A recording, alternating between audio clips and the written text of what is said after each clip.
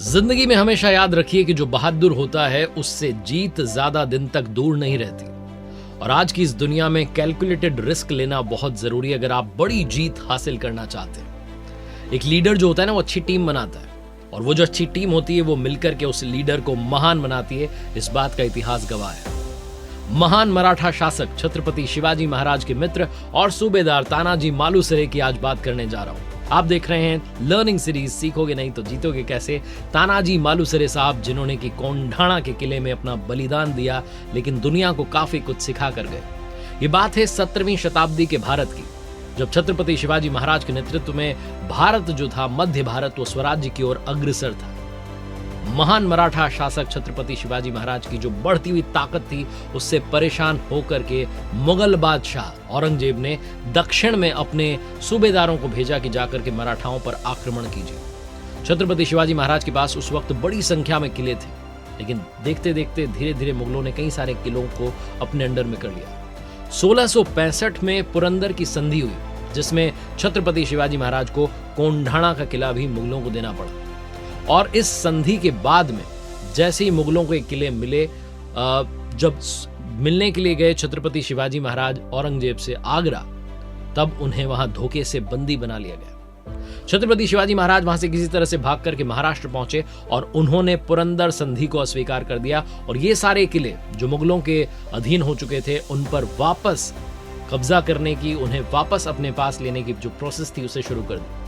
और इन किलों को फतेह करने की जब बात आई, तो बात आई कोंढाणा के किले को फतेह करने की। और वो इसलिए भी इंपॉर्टेंट था क्योंकि कहा जाता था कि किला जिसके पास है उसका पूना पर अधिकार होगा, जो कि आज का पुणे है। कोंढाणा किला मुगलों ने अपने कमांडर उदय भान के कंट्रोल में रखा हुआ था। 5000 ज्यादा सैनिक वहां पर तैनात किए हुए थे। ऐसे में छत्रपति शिवाजी महाराज को एक योद्धा की जरूरत थी जो उस किले को जीत कर लाए, और उन्होंने चुना अपने मित्र और सूबेदार तानाजी मालुसरे। 5 बातें जो तानाजी की लाइफ से सीखने को मिलती है, इस फाइट से सीखने को मिलती है, आइए आपको बताते हैं। सबसे पहली बात जो महान मराठा सूबेदार तानाजी मालुसरे से सीखने को मिलती है वो है डेडिकेशन। लाइफ में समर्पण बहुत जरूरी है। आप किसी भी फील्ड में हो, किसी भी बिजनेस में हो, किसी भी काम को करने हो, अगर आप समर्पित नहीं है, डेडिकेटेड नहीं है, तो वो काम हो ही नहीं सकता उस बखूबी के साथ जिस बखूबी के साथ होना चाहिए।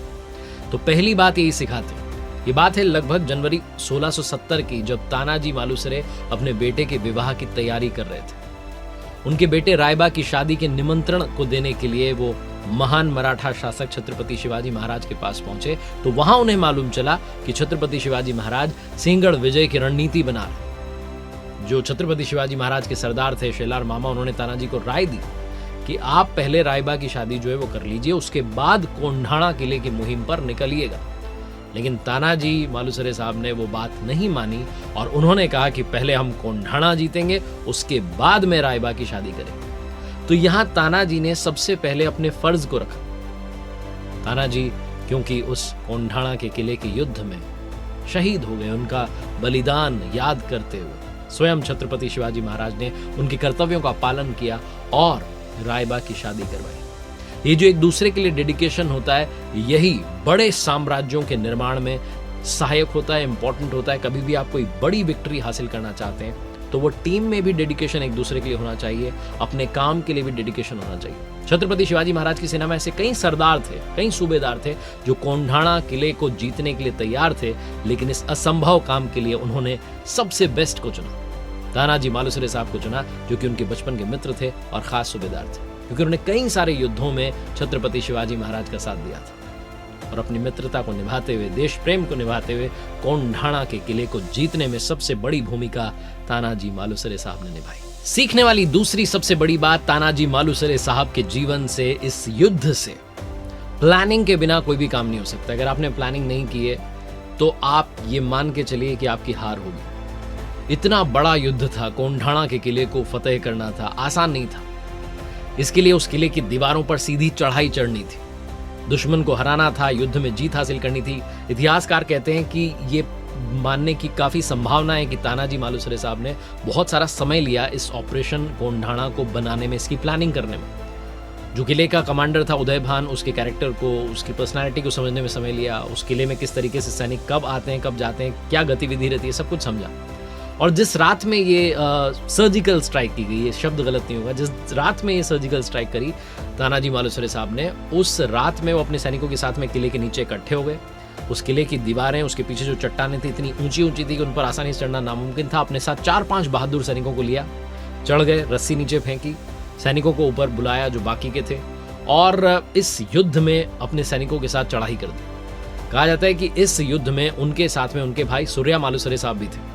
दोनों भाइयों ने मिलकर के ये कोंढाणा फतेह करने का बड़ा सा प्लान बनाया, और तानाजी ने जब किले पर चढ़ाई की तो सूर्या जी जो थे वो अपनी सेना के साथ में किले के कल्याण द्वार पर पहुंच गए और दरवाजा खुलने का इंतजार करने लगे। जब उदयभान को इस बारे में मालूम चला तो फिर वो भारी युद्ध हुआ, और इस बीच में तानाजी कुछ सैनिकों ने जाकर के वो कल्याण दरवाजा खोल दिया और सूर्या जी के जो सैनिक थे वो अंदर आ गए, और उसके बाद में ये बड़ी जंग चली जिसमें तानाजी मालुसरे जी को जीत हासिल हुई। हालांकि उनके प्राण उनके चले गए, हालांकि उन्होंने बलिदान दिया, लेकिन जो सपना था छत्रपति शिवाजी महाराज का उसे पूरा कर दिखाया। तीसरी बड़ी बात जो सीखने को मिलती है, लाइफ में हार्ड वर्क के साथ साथ स्मार्ट वर्क बहुत जरूरी है। अगर आप स्मार्टनेस नहीं दिखाते हैं तो बहुत पीछे रह जाएंगे। तानाजी मालुसरे साहब ने जब पारंपरिक तरीके से हमला करने की सोची तो उन्हें लगा कि ये मामला बन नहीं पाएगा, इस तरीके से शायद हम जीत ना पाए, क्योंकि उस किले की जो सुरक्षा थी वो बहुत टाइट थी। बस एक उसमें कहीं खामी थी, वो ये थी कि किले के जो पश्चिम वाला छोर था, जो वेस्ट साइड थी, वहां पर एक खामी थी। वो ये थी कि वहां एक खड़ी चट्टान थी और बहुत कम वहां गश्ती होती थी, बहुत कम गश्त होती थी।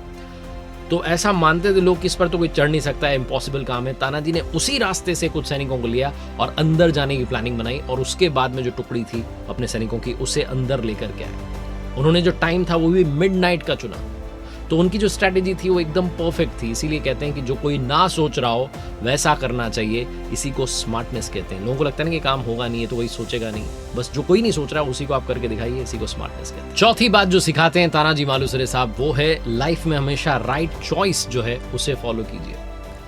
अगर आप स्ट्रेटेजिकली सही होते हैं ना तो थोड़ा ही काफी होता है। कुछ जो है हिस्टोरियन वो कहते हैं कि लगभग 800 सैनिकों की टुकड़ी थी तानाजी मालुसरे साहब के पास।